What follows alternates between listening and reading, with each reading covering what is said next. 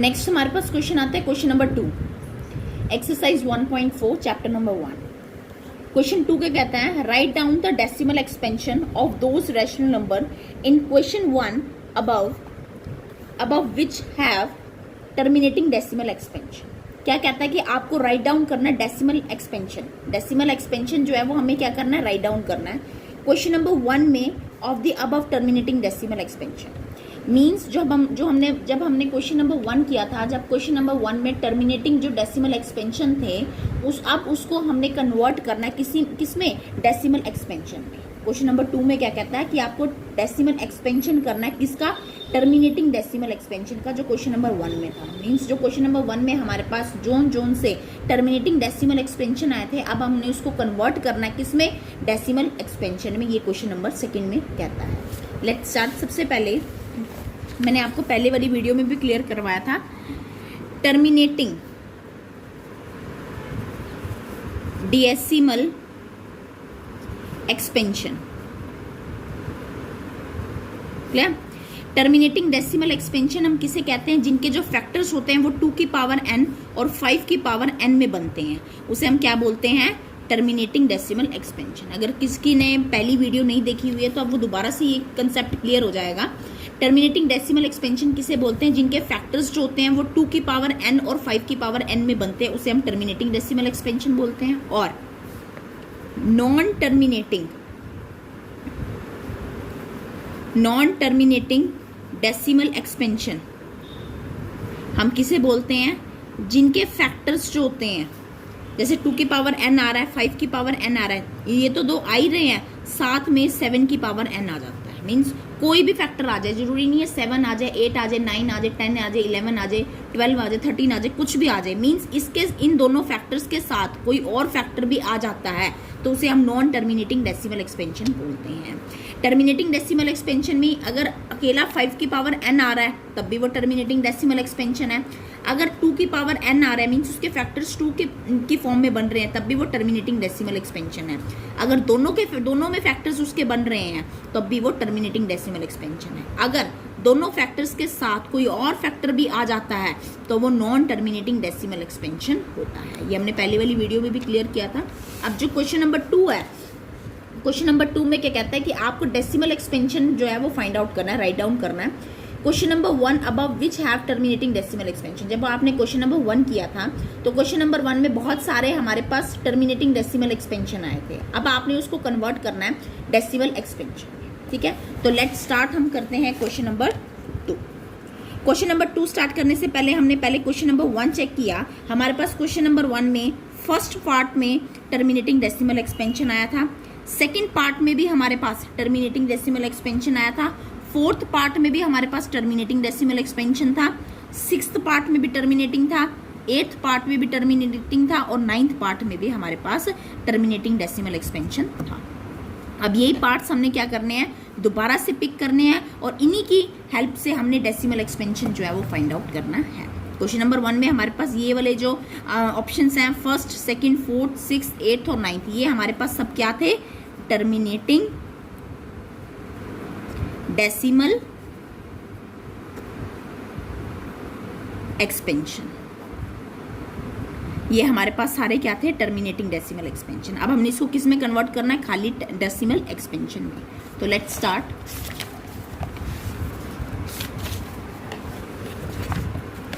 Question number first part था हमारे पास, first part था तो फर्स्ट पार्ट हमारे पास क्या कहता है, 13/3125, इसको हमने कन्वर्ट करना है डेसिमल एक्सपेंशन में।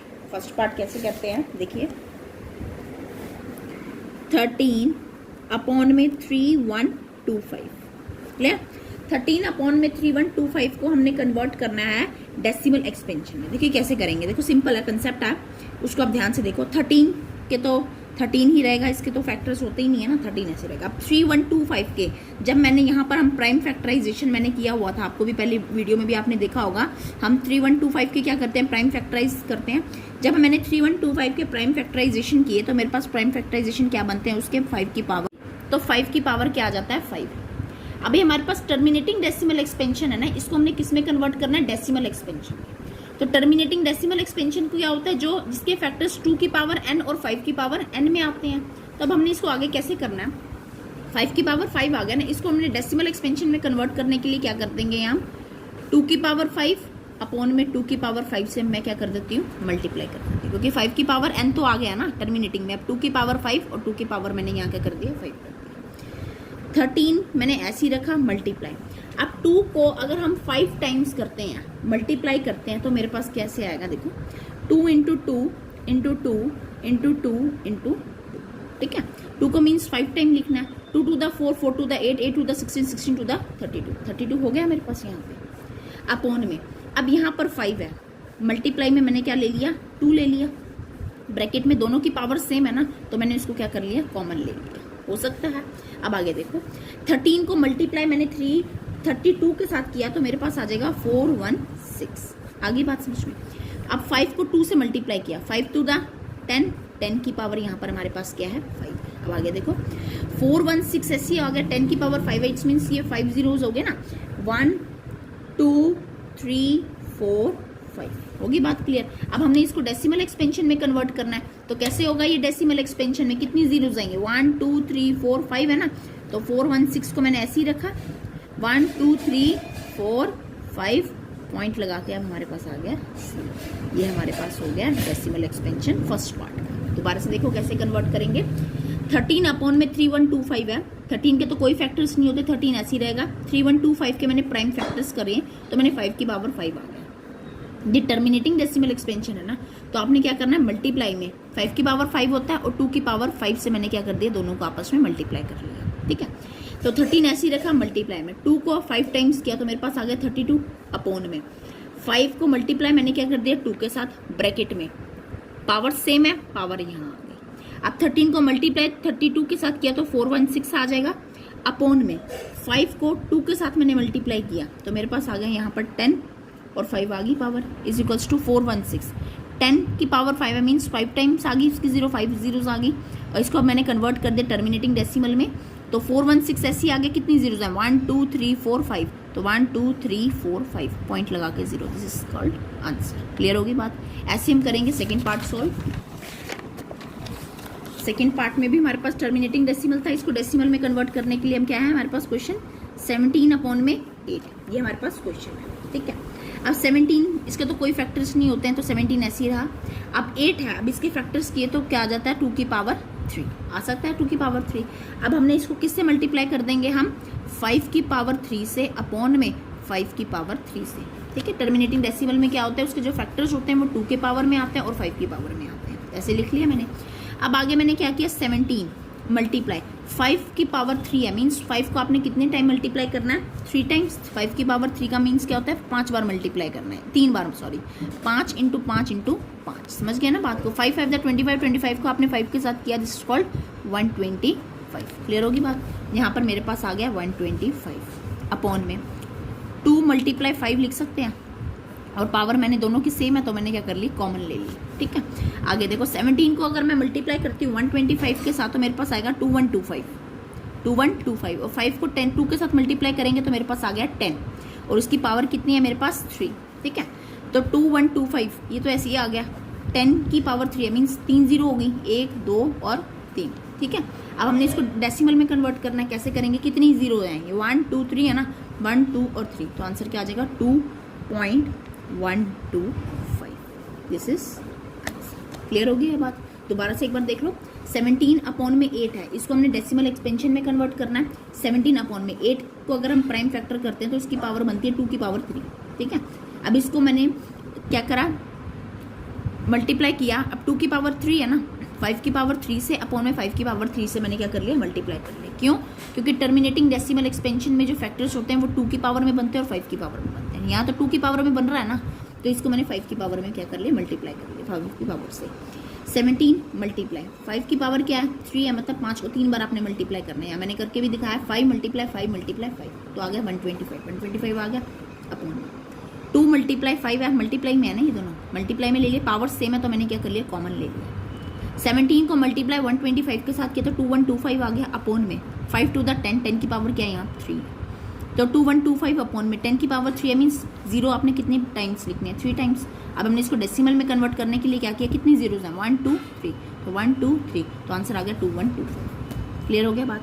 नेक्स्ट करते हैं, नेक्स्ट आता है हमारे पास, इसका नेक्स्ट पार्ट है जो कौन सा हमारे पास टर्मिनेटिंग डेसिमल में कन्वर्ट हुआ था, 15 अपॉन में 1600। अब इसको भी हमने किस में कन्वर्ट करना है, डेसिमल एक्सपेंशन में। जो जो उनसे पार्ट हमारे क्वेश्चन नंबर 1 में टर्मिनेटिंग डेसिमल एक्सपेंशन थे, अब हम उसको कन्वर्ट कर रहे हैं डेसिमल एक्सपेंशन में। तो सबसे पहले आपको वो देखना है। अब हमारे पास नेक्स्ट पार्ट, हमारे पास फोर्थ पार्ट था 15 अपॉन में 1600। ये भी हमारे पास टर्मिनेटिंग डेसिमल एक्सपेंशन। अब इसको हम कन्वर्ट कर लेते हैं, वेरी सिंपल है। देखो कैसे करेंगे, 15 को तो हम ऐसे ही रखते हैं, ठीक है। अब जो 1600 है, इसके मैंने जब हम प्राइम फैक्टराइज करोगे ना आप, तो इसके प्राइम फैक्टराइज करके क्या बनेगा, 2 की पावर 6 मल्टीप्लाई में 5 की पावर क्या बनेगा, 2, ठीक है। जब आप 1600 के प्राइम फैक्टर्स करोगे ना, तो इसके फैक्टर बनेंगे 2 की पावर 6 और मल्टीप्लाई में 5 की पावर 2, ठीक है। अब यहाँ पर इस कुछ पॉइंट को बड़े ध्यान से आपने देखना है। 15 अपॉन में ये तो ऐसे ही रहेगा 2 की पावर 6 मल्टीप्लाई में 5 की पावर 2, ठीक है। अब मल्टीप्लाई किसके साथ करना है, बच्चे यहाँ पर कंफ्यूज हो जाते हैं। देखो बेटा, ये क्या है, 2 की पावर 6 है ना, बड़ी पावर किसकी है, 6 की है, ठीक है। यहाँ पर मतलब क्या है, 2 की पावर 6 ये जो है वो हमारे पास क्या है, बड़ी पावर है। और यहाँ पर 5 की पावर क्या है, 2 है। मतलब 5 की पावर 2 है। 5 की पावर 6 बनाने के लिए हमें क्या करना पड़ेगा, इसको हमें 4 इसमें क्या करना पड़ेगा, ऐड करना पड़ेगा ना। मतलब यहाँ पर 5 की पावर 4 जो है वो कम है, 2 की पावर 6 बड़ी है ना, और ये क्या है, 5 की पावर 2 है। मीन्स यहाँ पर 5 की पावर 4 जो है वो कम है ना। तो मल्टीप्लाई कर लेंगे हम 5 की पावर 4 से, अपॉन में 5 की पावर 4 से जो है वो मैंने क्या कर लेना, इसको मल्टीप्लाई कर लेना। होगी बात समझ में आ गई। यहाँ पर 5 की पावर 2 है और यहाँ पर क्या है, 2 की पावर 6 है। मीन्स कितनी पावर कम है 5 की, 4 ना। तो 5 की पावर 4 से मैंने दोनों को आपस में क्या कर लिया, मल्टीप्लाई कर लिया। अब आगे आपने क्या करना है, 15 मल्टीप्लाई में, अब 5 की पावर 4 है। मीन्स यहाँ पर 5 को आपने कितने टाइम्स लिखना है, 4 टाइम्स लिखना है, ठीक है।